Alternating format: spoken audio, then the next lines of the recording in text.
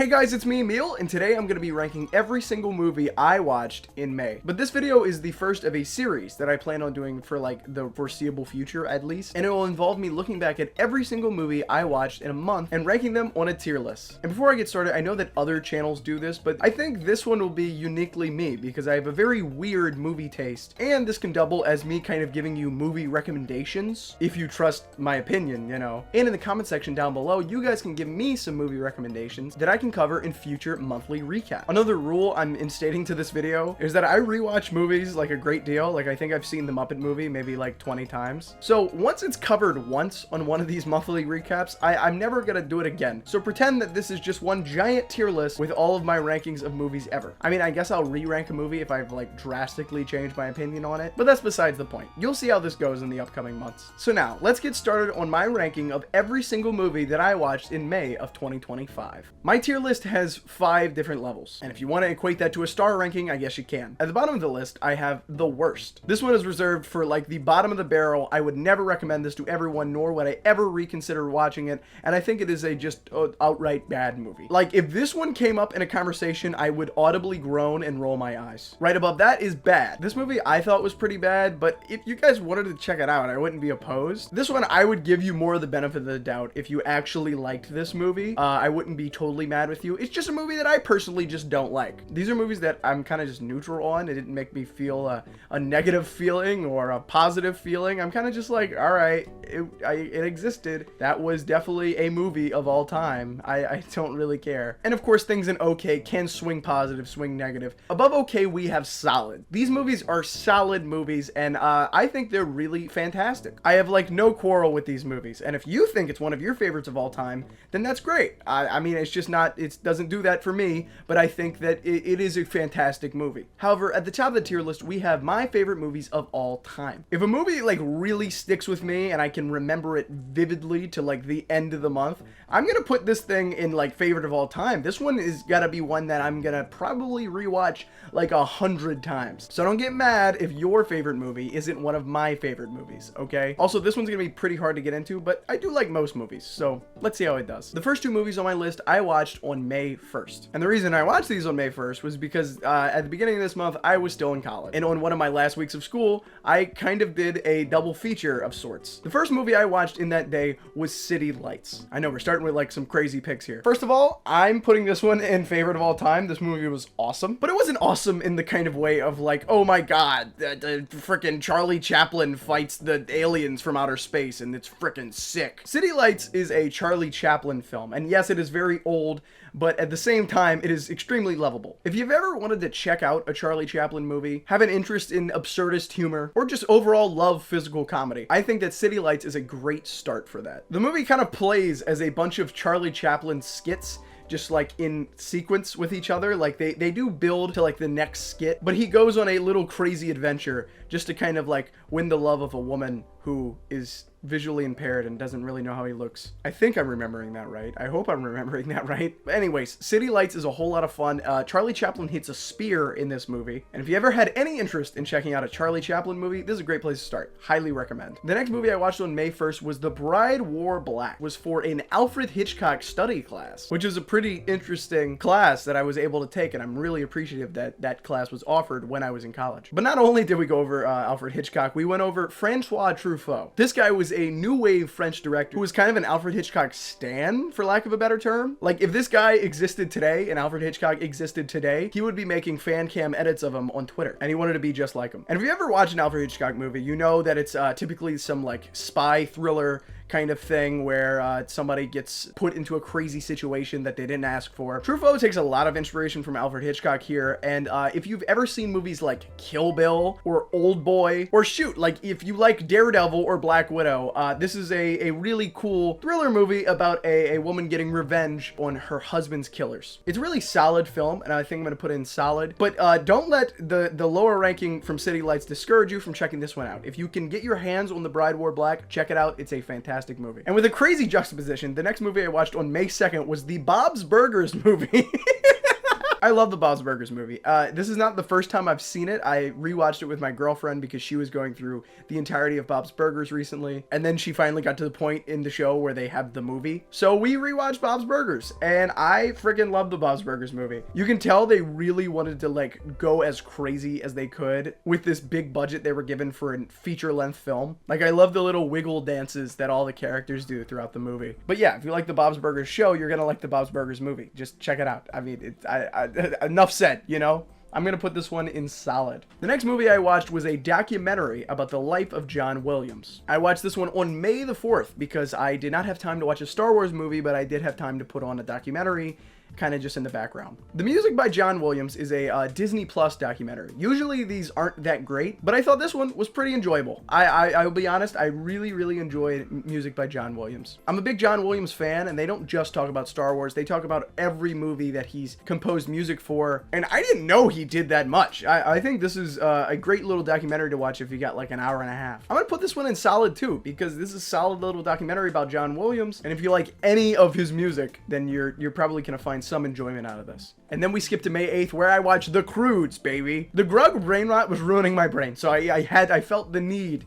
to watch The Croods. And on rewatch, I expected it to kind of be bad because I didn't remember The Croods that well. However, it's an enjoyable little kids movie. And I also didn't know that Chris Sanders, the voice of Stitch and the director of Lilo and Stitch, was a co-director of this film. I had no clue that was just like a thing he did. But yeah, I recommend if you have childhood memories of The Croods, watch The Croods. I'm gonna put this one in okay. On May 11th, I watched Wallace and Gromit's A Grand Day Out. Now, I didn't grow up watching all the Wallace and Gromit shorts. I was more of a Shaun the Sheep kind of guy, but it's always been a thing on my watch list, especially since my buddy Rajan has always been a big fan of Wallace and Gromit. But I finally decided to check out their first short, and it was actually really good. I think A Grand Day Out is a solid film, and it really reminded me of like Don't Hug Me, I'm Scared. That's something I did watch in my childhood that obviously was inspired by Wallace and Gromit. And that typical British humor that's kind of just like dry and they just kind of say things that are absurd. If you like that stuff, you're gonna like this one. And that's pretty much it. It's Wallace and Gromit. What else do you want me to say? On May 13th, I watched a movie that actually did come out in May, which was Marvel's The Thunderbolts, or spoilers, as it is now known,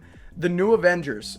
Yeah, I'm gonna give a little spoilers for this section, so just skip to the next movie if you're interested in any spoilers about the Thunderbolts. So, I grew up being a massive Marvel fan. One of the first videos I made on YouTube was a Lego Marvel Infinity War Lego set build. So I've liked Marvel for a very long time, and I was really upset when they kept making movies that were not great. They were not the best, especially now that my brain is kind of more fully developed. I'm realizing I was kind of just having Stockholm Syndrome, and I was just enjoying the movies that Marvel would give me. However, the Thunderbolts is kind of the opposite. I really enjoyed Thunderbolts, and for lack of a better phrase, it didn't feel like a Marvel movie throughout the movie. Like, yeah, they had the crazy battle at the end against frickin' the Void, but at points in the movie where they were actually doing like character building instead of just trying to expand the universe, I was really attached to these characters. I watched this movie with Ethan and QSD Sniper, and after the movie, we all said that we were excited for Avengers Doomsday.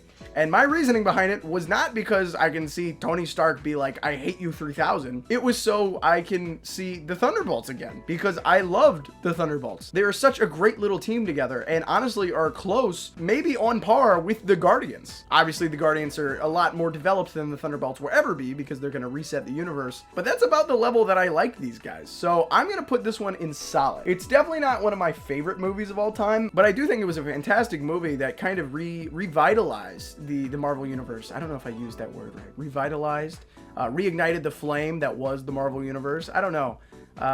It's a solid movie though. Moving on May 14th, I rewatched Looney Tunes Back in Action. And for such an obscure pick, you gotta know, I'm gonna put this one of my favorites of all time. I really like the Looney Tunes. If you didn't go watch that new one, you're the problem. But Looney Tunes Back in Action is a Joe Dante film down to its core. And this movie is kind of insane. Like, they go to Vegas, and for a long period of my life, I thought that's how Vegas actually looked. I thought there was a giant Yosemite Sam. I said that to Rajan when we were watching the movie. I think he thought I was joking.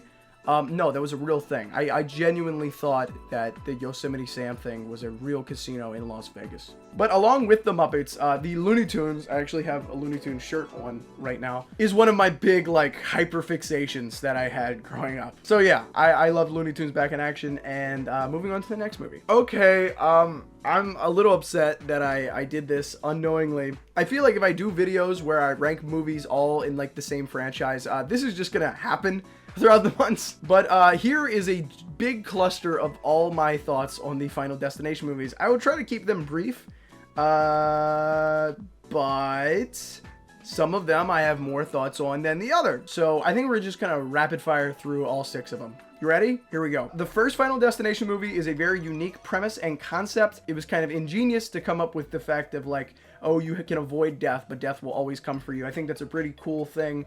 I'm going to put the original Final Destination in... Oh my god, I'm going to get killed if I put this in a bad place. I'm going to put it in okay, but I'm sorry, okay? I didn't have childhood nostalgia for this one. I watched it just recently, and I did like the movies, but they're kind of okay. So this one, according to the comment section on my Final Destination video, is a fan favorite.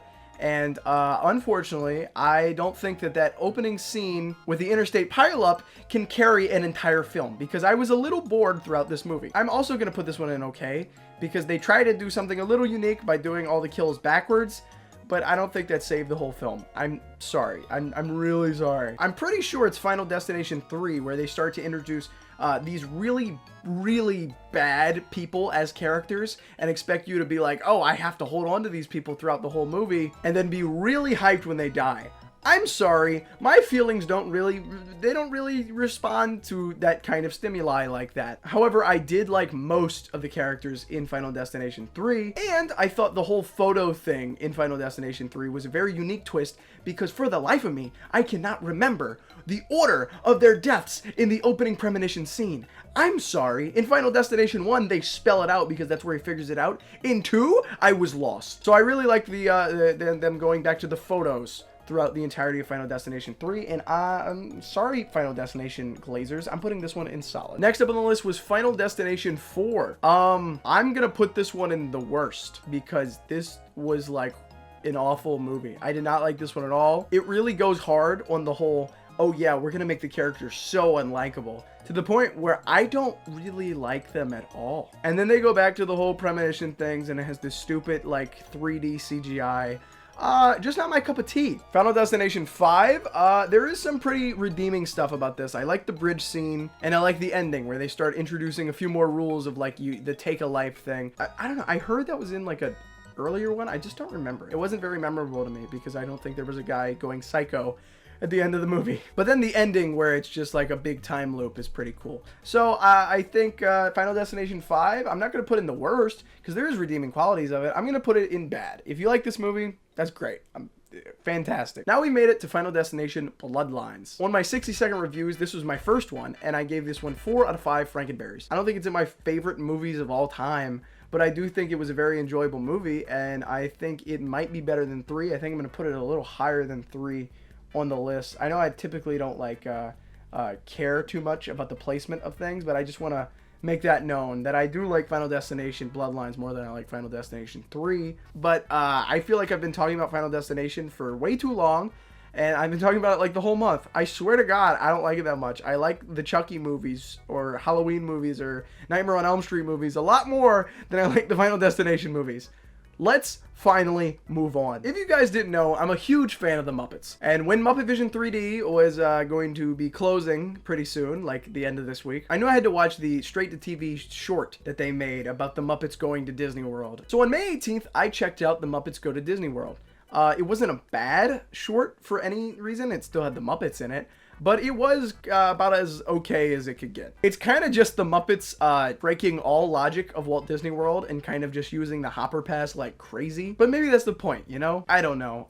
It was nice to see the Muppets walking around iconic Disney World locations, but that wasn't enough for me to like rank it as like a solid movie. I'm gonna still put this in okay. My Muppet glaze won't take over the entire list. But if you are a Muppet fan and a Disney World fan, I do recommend checking out The Muppets Go to Walt Disney World. However, also on May 18th, I I eased on down the road and watched The Wiz. This is a really interesting thing for me because the 17th, I watched the theatrical version of The Wiz. And by theatrical, I mean like the stage play. I watched like a Broadway production of The Wiz on the 17th. And then on the 18th, I found out it was showing at one of my local theaters.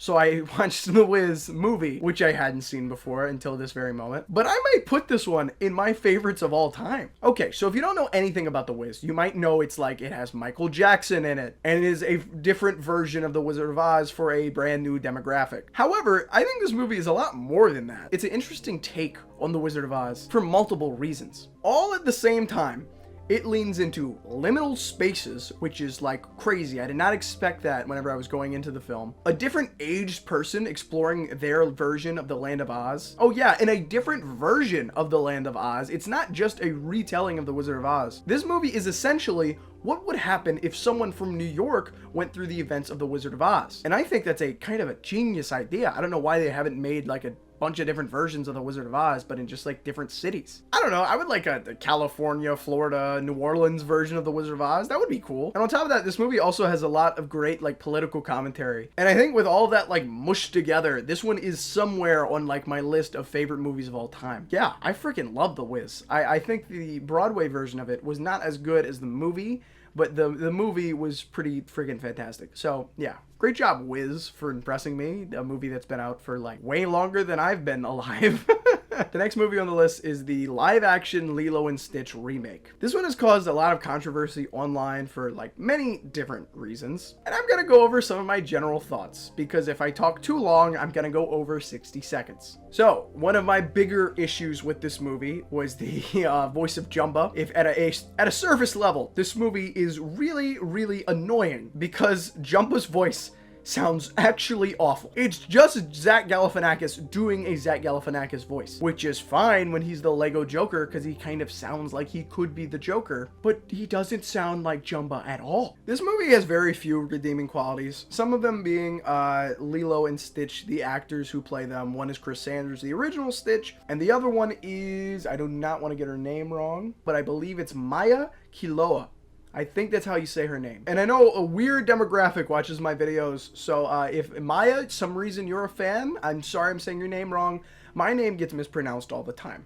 I'm sorry. Another thing I hated about the movie was the fact that Gantu wasn't in it. Captain Gantu is a pretty integral part of the original movie, and all they did for this one, because the director said it didn't work, they pushed Gantu's character onto Jumba, they pushed Jumba's character onto Cobra Bubbles, and then they pushed Cobra Bubbles' character onto a random social worker who was played by the original actress of Nani. If we were talking the original Lilo and Stitch movie, that one would definitely be in my favorite movies of all time category, but for this one, I'm gonna put it in bad. The next movie I watched was Harold and Kumar Escape Guantanamo Bay. Ethan and QST Sniper and I decided to randomly watch this one, and me saying random could be a hint at a future Poo Dog 3 Cinematic Universe movie I could be making soon. You probably don't even care about that. If you're interested in any movies that I make, click the little tab that's gonna pop up at the top of the screen. If you're on your TV, you go find it. Harold and Kumar Escape Guantanamo Bay is a very clever satire of just like modern politics, because I don't talk about politics on here, I talk about the Muppets. This is a safe place. Harold and Kumar Escape Guantanamo Bay gets in like my favorite movies like ever. It's not a perfect movie by any means, and I'm not saying it's 5 stars justifiably, but I think that movie is a very good satire of like modern politics. It is very raunchy though, so brace yourself for that if you do check this one out. Not recommending it to my entire audience, I'm just gonna recommend it to those who are able to watch this movie, you know, with a developed brain and all that. Next up was Wolfman. This one came out in January of 2025, and this was a Blumhouse horror movie directed by the same guy who directed The Invisible Man a few years back. Wolfman was surprisingly better than I thought it would be. I really thought it would be bad because in the month of May, nobody has talked about Wolfman since January. But I thought it was pretty good. I mean, it was like, I think it was okay. I think I'll put it in an okay. But this one leans more onto positive than it does negative. It's not really about like a monster movie, if that's what you're expecting. It's more about like a somewhat overused trope nowadays about generational like trauma and how if your dad acts one way, you're gonna act another way, and then it just keeps, the cycle keeps going and going and going, and then everyone will turn into a Wolfman. But some of the shots they do in here are pretty cool, especially when it shifts from like Wolfman vision to like human vision. I really enjoy a lot of the creative decisions in this.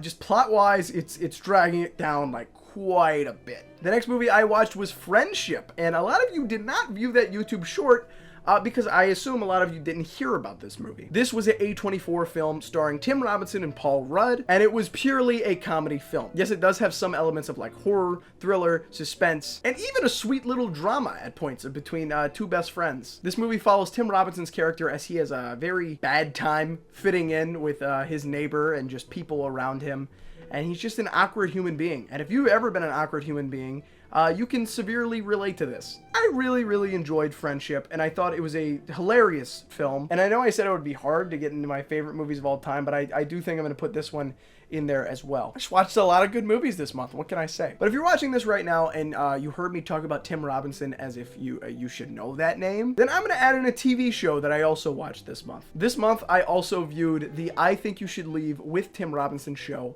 on Netflix. There's 3 seasons of this. Each of them are like 6 episodes, and there's like 5 comedy sketches in each episode. If you're a fan of the Muppets, which I know a lot of the people who are watching this channel are, you by definition are a fan of absurdist humor. I'm also going to put I Think You Should Leave in my favorites of all time. Obviously not my favorite movies of all time, but I did really enjoy this show, and I would just eat up every other season of this show. There's not a single doubt in my mind that I'm just gonna binge the next season. It's just something I'm gonna do. I'm sorry, I might rewatch this show a few times too because it's really funny. But if you're a big absurdist humor fan and you like sketch comedy, check out I Think You Should Leave and Friendship. However, the final movie that I watched in May was another Marvel, but this one is Captain America Brave New World. I watched it when it came on Disney Plus at the end of the month. Captain America Brave New World,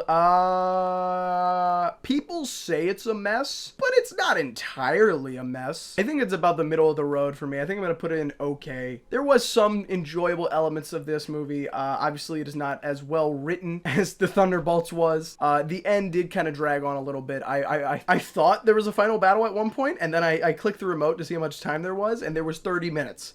And then I remembered, oh yeah, the Hulk didn't show up yet. And I think this is one of the bigger issues with this movie. They tease you with the Red Hulk throughout the marketing and throughout the entire movie, and then the whole leader thing happened. I didn't really care for that guy. But then you gotta wait for like the last 10 minutes of the movie just to even see the Hulk, and it's like they do whatever. Like they destroy the White House, and then they destroy a big street with cherry blossoms with really bad CGI. I'm pretty sure they added the Hulk in pretty late. I don't know how. I don't know how many reshoots this took, but I think they added him in pretty late. I also was a little disappointed in this movie because Seth freaking Rollins isn't in it, one of my favorite wrestlers of all time. He was supposed to be in it, and then they cut him throughout one of these like reshoot phases. It's teetering, but I do think I'm gonna put it at the top of bad. I was being a little too generous to this movie. But for me, I think it's teetering like between okay and bad. But yeah, that will do it for my ranking for every movie I watched in May of 2025. I hope you guys enjoyed this video because I really enjoyed making it, and I really want to make one next month for my June recap of what I watched. And if you guys have any recommendations of what I should watch in the future, leave them down below. And I think that's about it. I'll either see you this week or I'll see you next week. But if not, have a great day. Bye.